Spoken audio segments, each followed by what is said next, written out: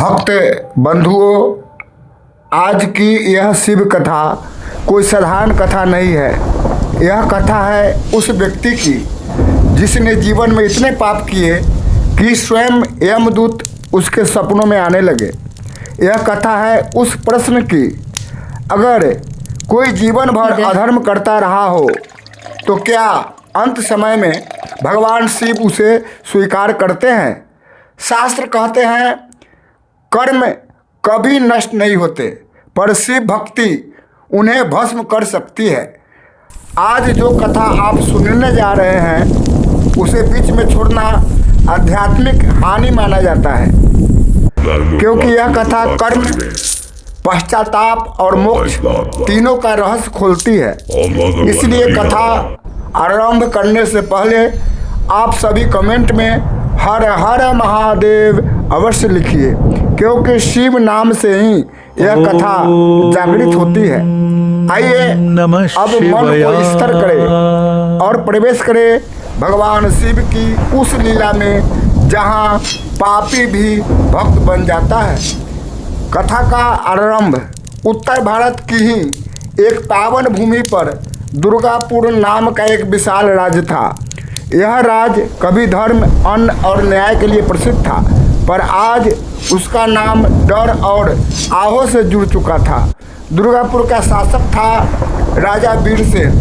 राजा वीरसेन जन्म से क्षत्रिय था, पर उसके कर्म किसी असुर से कम नहीं थे। वह मानता था राजा ही धर्म है और राजा की इच्छा ही न्याय। उसके आदेश से गरीबों का अन्न छीना जाता, बालकों से जबरन श्रम करवाया जाता और जो विरोध करता वह कारागार में सड़ता। राजा वीरसेन की सबसे बड़ी भूल यह थी कि वह स्वयं को भगवान से भी ऊपर समझने लगा था। एक दिन राजा शिकार पर निकला। वन में से उसे एक घायल बैल मिला जो किसी किसान का सहारा था। राजा ने बिना कारण अपने भाले से उसे मार डाला और हंसते हुए कहा, कमजोर जीवों के लिए यह संसार नहीं है। वह नहीं जानता था कि उस बैल की आह सीधे कैलाश तक पहुंची है।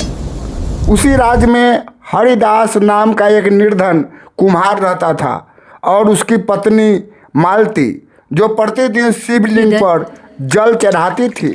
राजा के करों के कारण हरिदास की भट्ठी बंद हो गई।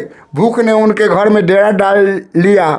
हरिदास टूट गया, पर मालती बोली, स्वामी, महादेव देर करते हैं पर अंधेर नहीं करते। उसी रात मालती ने शिव से केवल इतना कहा, हे नीलकंठ, यदि हमारे भाग में कष्ट है तो हम सह लेंगे, पर इस अधर्म को आप ही रोकिए। उस रात राजा वीरसेन को एक भयानक स्वप्न आया।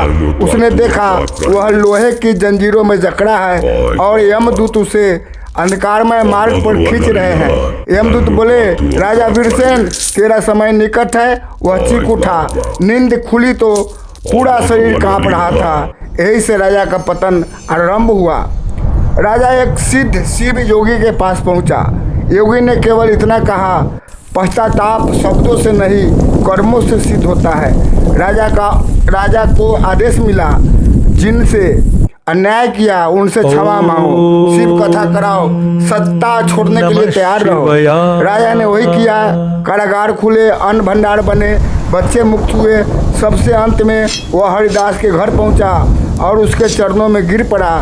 मालती ने कहा, यदि हृदय बदल गया है तो शिव अवश्य स्वीकार करेंगे। अंत समय का सत्य। कुछ वर्षों बाद राजा वीरसेन का शरीर रोग से ग्रस्त हो गया। अंत समय में उसके मुख से केवल एक नाम निकल रहा था, ओम नमः शिवाय। कहते हैं यमदूत आए, पर शिवगण उन्हें रोककर खड़े हो गए। राजा वीरसेन नहीं, अब वह शिव भक्त वीरसेन था। भक्त बंधुओं, यह कथा हमें सिखाती है, पाप कितना भी बड़ा हो, पर पश्चाताप सच्चा हो तो शिव मार्ग खुल जाता है। यदि यह कथा आपके हृदय को स्पर्श कर गई हो तो इसे लाइक करें, शेयर करें और कमेंट में लिखें हर हर महादेव, क्योंकि हो सकता है यह कथा किसी के जीवन की अंतिम चेतावनी हो। थैंक यू, धन्यवाद।